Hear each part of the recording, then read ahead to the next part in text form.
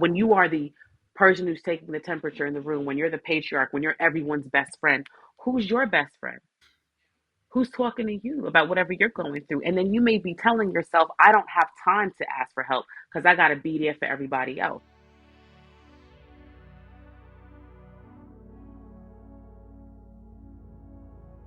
Welcome to Flood, for Love of Recovery, where I'm your host, Dominique Dejer. During each episode, I'll be joined by people who either share their personal stories as it relates to their sibling substance use and how it has affected their family, or by professionals and advocates who can share their unique perspectives from a mental health, community, or cultural lens. Season 2 of The Bear took us into the heart of the kitchen. But beneath the yelling and chaos lies a deeper story, the story of the Berzatto family. In Fishes, we explore the fractured bonds between Carmen and his brother Mikey. This episode is about more than food. It's full of spoiler alerts that explore the heavy weight of shame, the yearning for connection, and the struggle to keep a dream alive after loss. We'll dive into the impact their mother's mental illness and addiction had on them, their sister Natalie, and how it shaped their lives.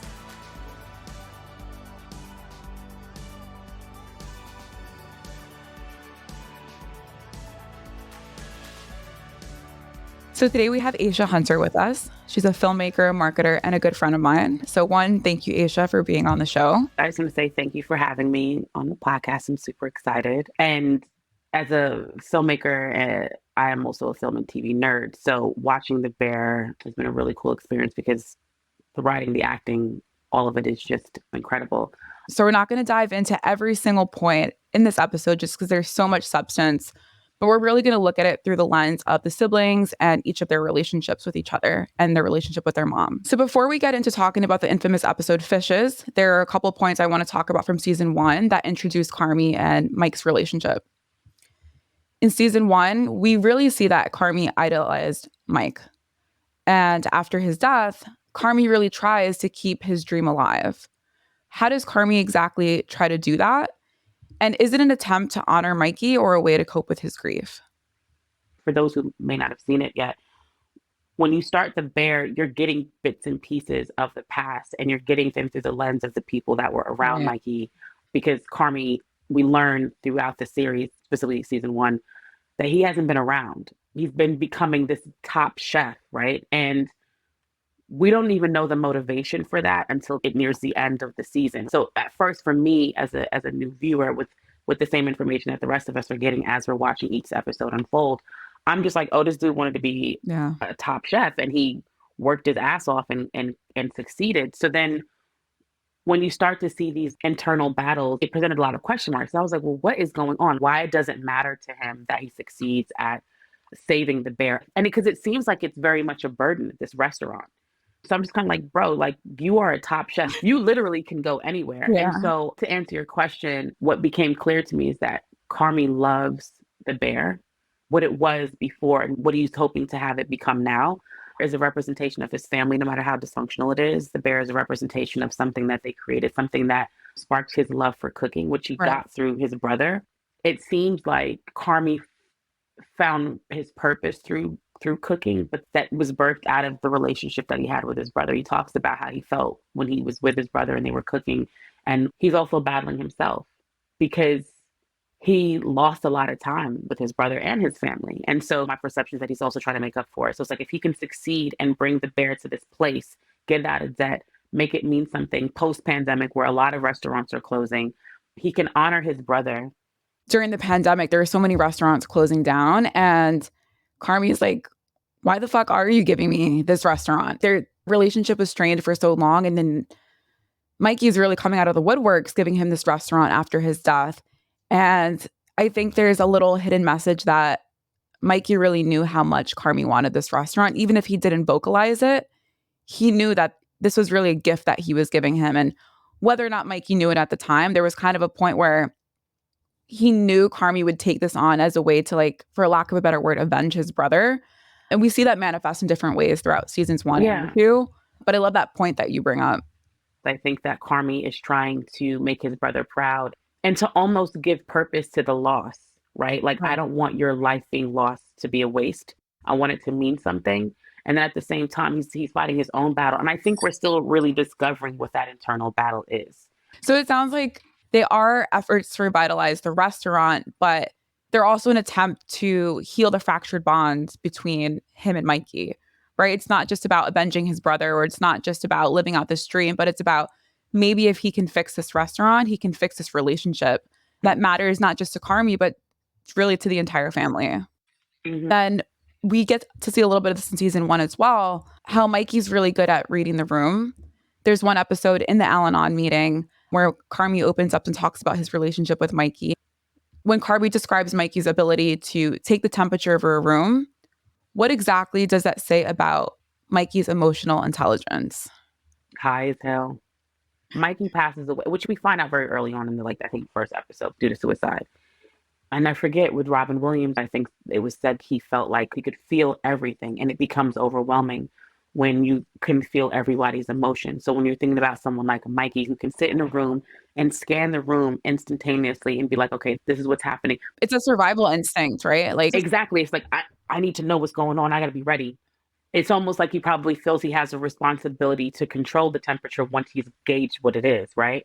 That's a huge emotional responsibility on anyone.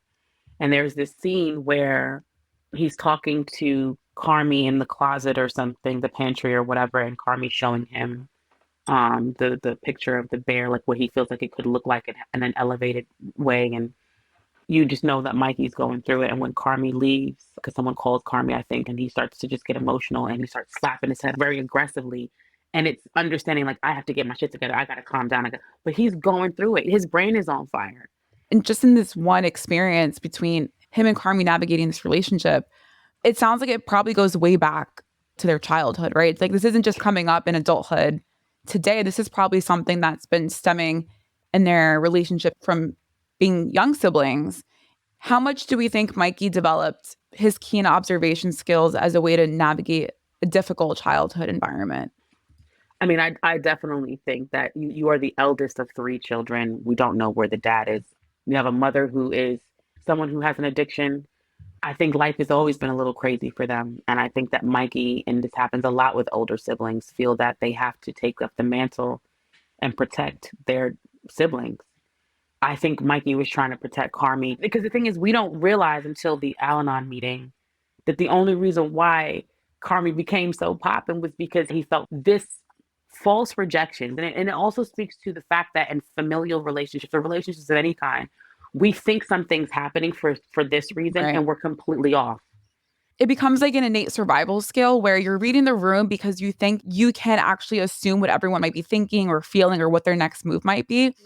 But by doing that, you actually shut down every possibility where they might actually not be thinking or feeling that. You know, my brother and I are about 10 years apart.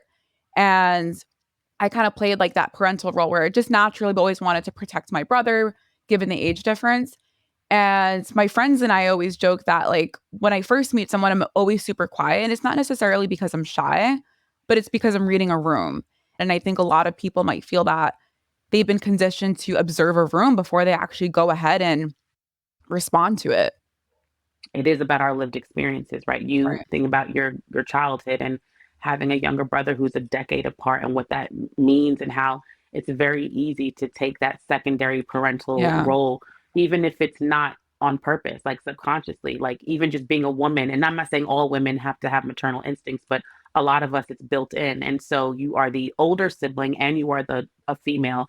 It's kind of like you were going to go down that path anyway, or it was almost inevitable.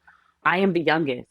And while I feel oftentimes I've been put in the situation to be the eldest, which is a whole other conversation, I've always felt a responsibility to have to show up kind of like Mikey, but not necessarily taking the temperature of the room. But I'm not quiet in the beginning. And I think it's because I've always felt like I've had to set the stage. And that's my form of protection. Now, my form of protection, or when you're in a survival state of mind, you have to think about what makes sense and what works for you in the moment. And I think that by being quiet doesn't mean that, like, you're being fake. It just means that you're tapping into a different part of Yeah. yourself for this particular experience, right? Because this is what's required.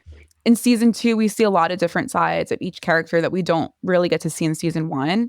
And in Fishes in particular, we learn that Carmy doesn't necessarily come home often, but in this episode, he does for this holiday dinner.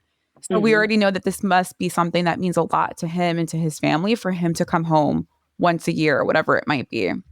there's like this concept that when Carmy does come home for this Christmas dinner, the caged bear like finally escapes.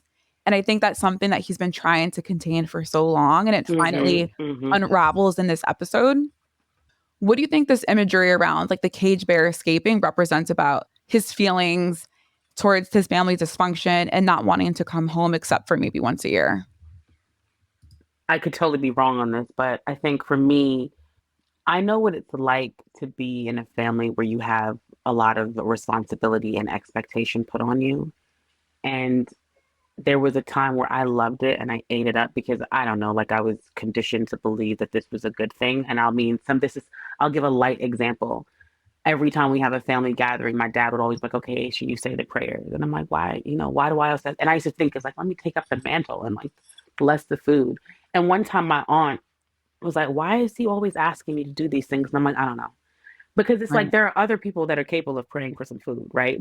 I didn't want the responsibility. I want to show up and enjoy the gathering like everybody else. I don't want to Yeah. feel like I have all these roles that I have to perform.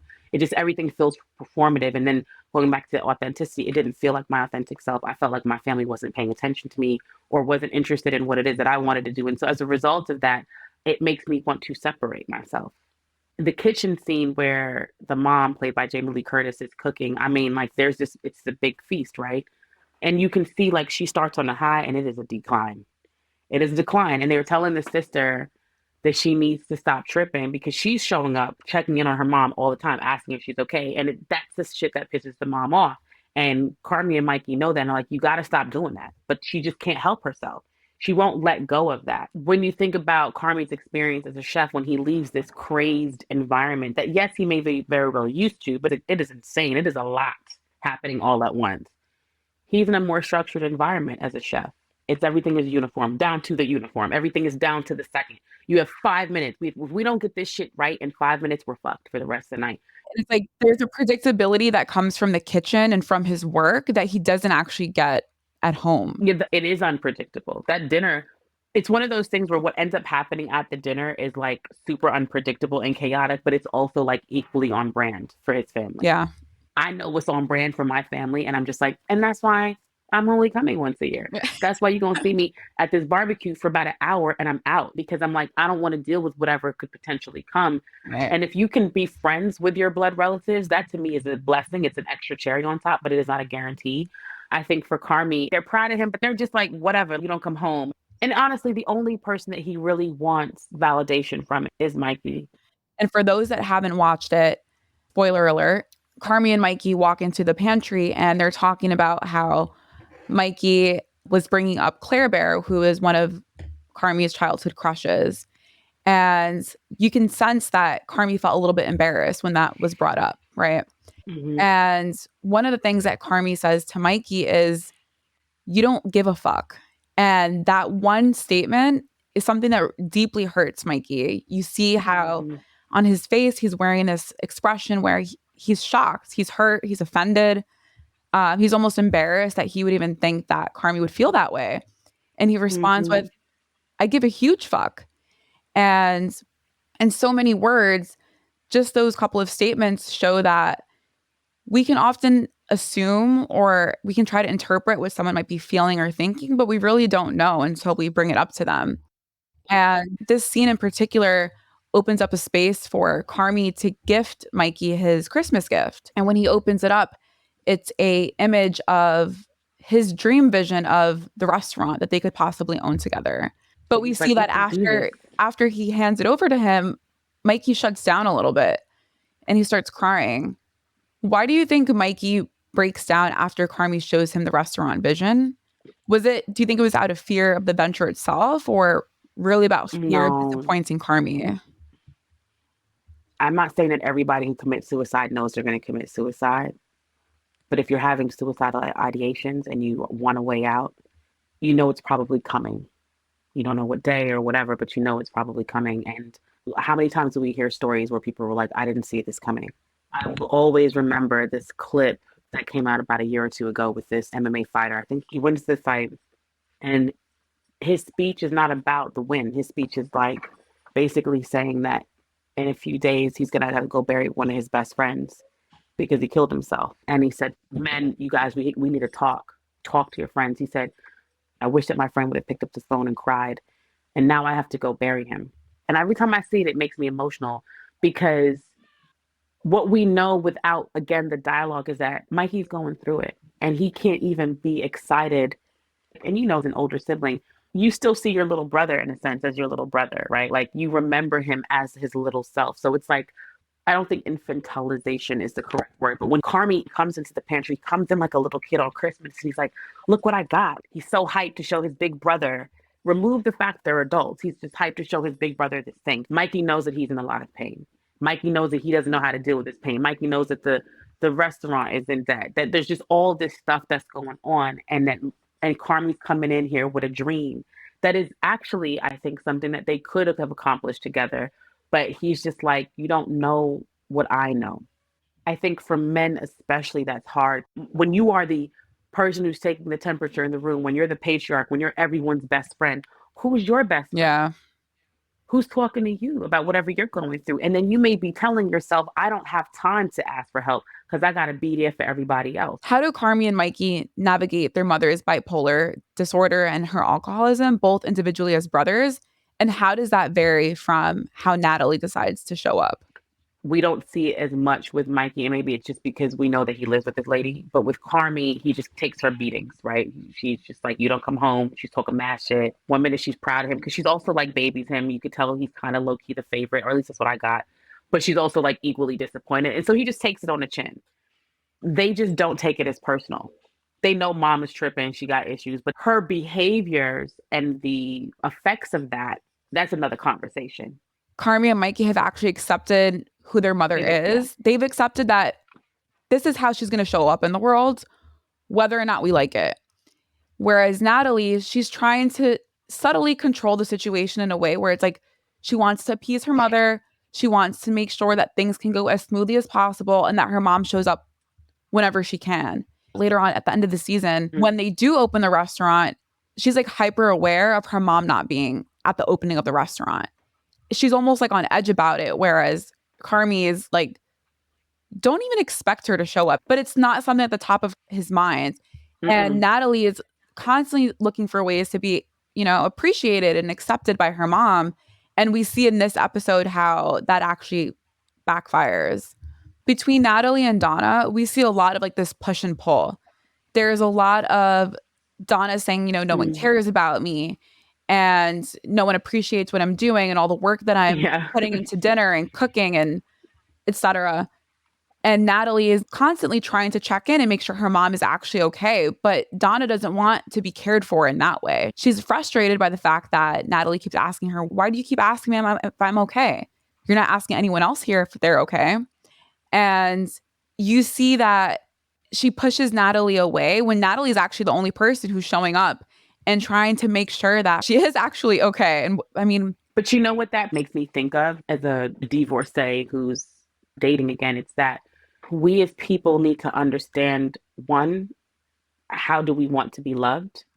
And then two, when we are in a relationship, whether it's friendship, whether it's romantic, whether it's familial, how does that person need love?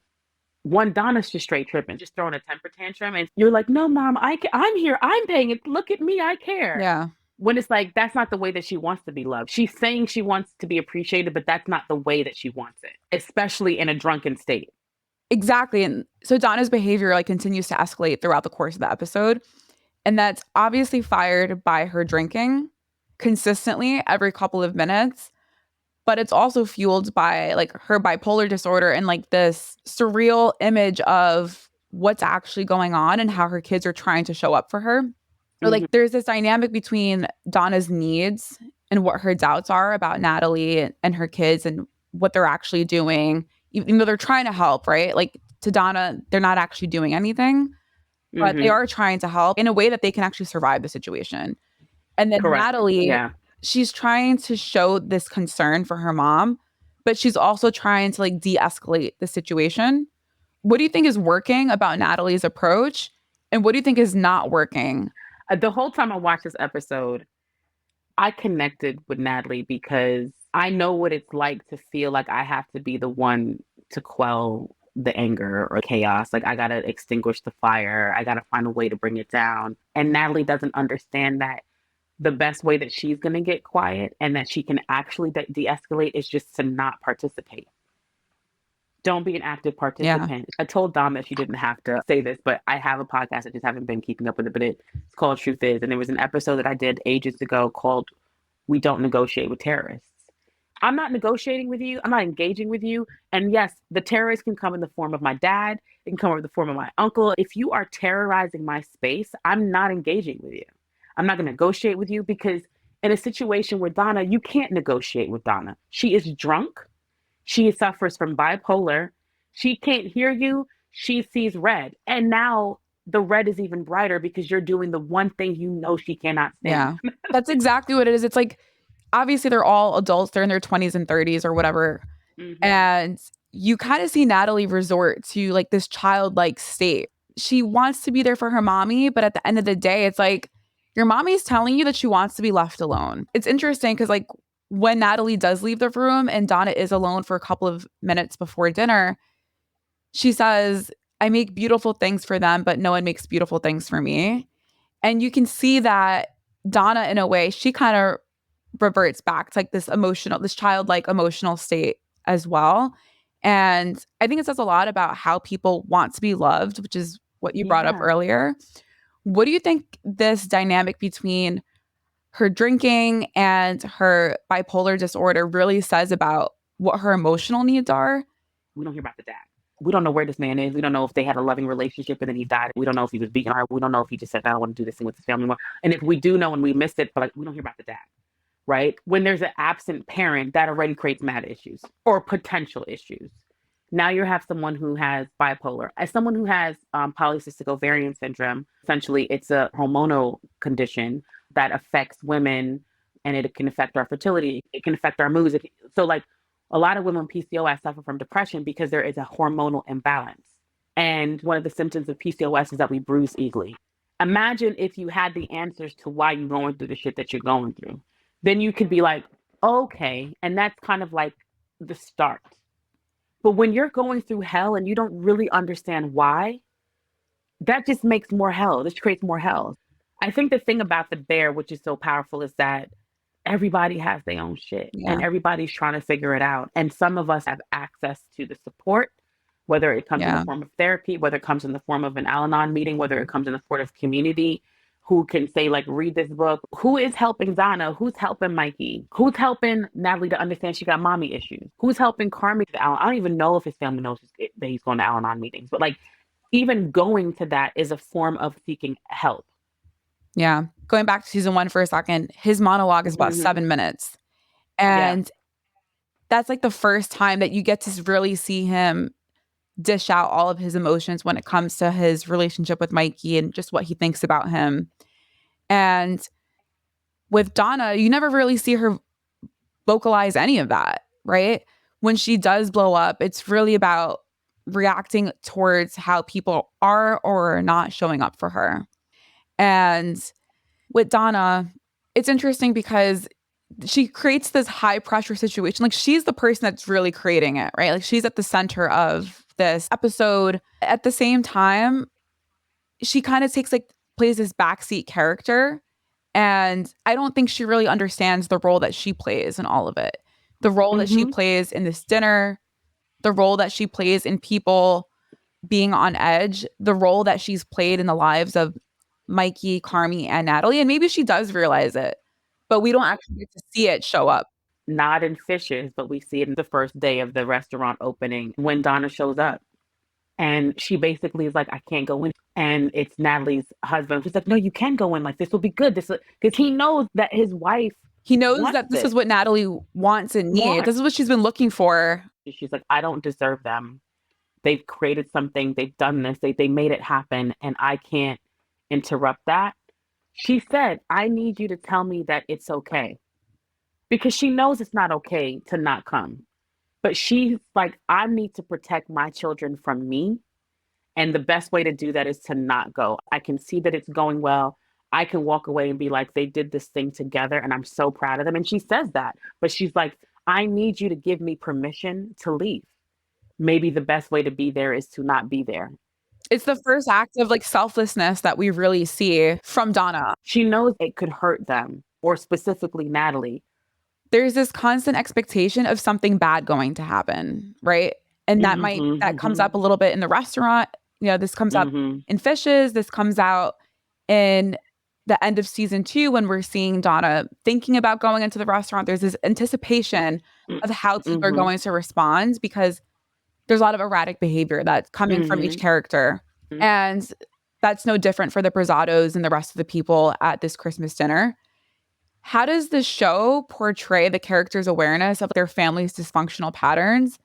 But more importantly, what is this expectation of knowing that something bad is going to happen say about how the characters are responding to each other if the audience is feeling this way too? I don't watch horror movies because I don't want the bad thing to happen. Somebody gonna die. I think I survived Game of Thrones because it was just so good until it wasn't. But there is that notion of, I'm like, oh my God, somebody's getting their head chopped off. Like that's why I don't watch horror movies. It's like, I feel like with Fishes, I feel like with the restaurant at the last episode, I'm like, oh my God, somebody gonna die. But like not die, but like something dramatic is going to pop off. This is not gonna work. Yeah. And it's like I even get this like desire to like fast forward, and I have to have an internal conversation with myself. I'm like, Aisha, no. I have to like psych myself up to be ready for what could come. And so to your point, when you grow up in a certain household, it's on brand. So you're gonna expect the thing to go awry because it usually does happen. Yeah. It usually does. So it's almost like naive of you to not walk into the situation with some expectation that it could go down like that. There's like a realistic managing of expectations. You can anticipate how things might play out, but it comes with the experience that you have given a certain scenario, right? Given the relationship, knowing how things have gone in the past, not assuming how things might go, but having an expectation of what, or an understanding of what might actually occur. Yeah. Right. And so in that way, you do avoid the, oh my God, is something going to go off? So my cousins, as we work to break these generational curses, we have a lot of conversation about things. We understand that we can't control everything, but we do feel like the act of having the conversation, of understanding how something could go awry, of understanding how you feel versus how I feel about a situation. We don't always have to agree, but there's an effort to understand. Right. And to still be loving at the end of it all. Because we all have a moment where we lose our shit. There's so many important scenes throughout Fishes, but the fork toss is like a dramatic moment. I think most people who are watching are definitely on edge throughout the entirety of it. No, the whole time. And then the car crash comes through, and that becomes the true symbol of their trauma. Why does the car crash hold such great significance opposed to the dramatic fork toss? Honestly, Dom, that's a great question. I'd love to like unpack that with you. When it happened, I was just like, what is that? Did we need that? I think there were many points throughout the season, and especially throughout this episode, where I just needed to take a break and like walk away. But the car crash, I don't think anybody could have seen that coming. No, it's so wild. And I just like, and doesn't the episode technically just end right there? Basically. Yeah. The whole dinner was like you're watching a car about to crash, and like then you have the physical car crash happen at the end. Like, let's just tie it up with a bow and just like have a physical, and crashing into this house, right? This house where all of the madness is happening. She didn't crash into the light post or the mailbox or whatever. She crashed into the house that is holding all of this tension and all of this madness. It also shows like just when you think things can't get any worse, they continue to escalate. And again, I think at the end of the day, it really comes back to Donna.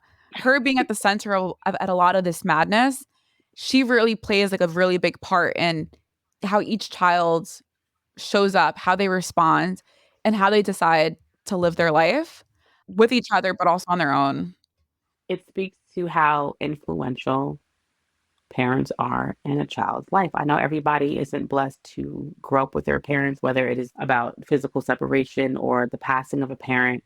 But as someone who has worked in the educational system, specifically with teenagers in underserved communities, but it is very true that parents have a huge, huge impact on how their children feel about themselves and how they show up in life as adults. Yeah. And it's like, while parents shouldn't feel responsible for every single action their child or children take, there's contributing factors that play a role into how they show up, whether it's their parental relationship, whether it's a parent's mental illness or an undiagnosed Mm-hmm. mental illness. There's a lot that can actually go into how a child learns and decides to engage with people around them based on their relationship with their Mm-hmm. parents. It's interesting because just by examining Carmy and Mikey's relationship, we see how trauma and a dysfunctional family environment shape their coping mechanisms, right? Mikey shows up by using substances to deal with his grief, his pain, his fear of failure, whereas Carmy channels a lot of that energy into trying to succeed in the kitchen, right? Being this great chef. Mm-hmm. So they show up in different ways. Mm-hmm. And while Carmy channels his grief into reviving the restaurant dream, Mikey's emotional intelligence, a deeper fear of failure, ends up leading to his own self-destruction. Mm-hmm. And Aisha, I just want to thank you for coming on to the show and exploring the power of sibling bonds and the enduring hope for healing, even in the face of immense challenges like substance use and mental illness. It was super, super fun. It was a pleasure. Healing is such a real thing. So I hope that we all are working towards that.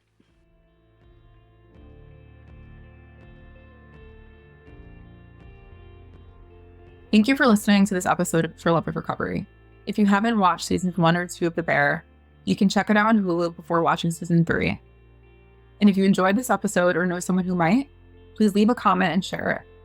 You can also join our Facebook group, Siblings for Love of Recovery, if you're looking to have deeper conversation around your siblings' use of drugs or alcohol.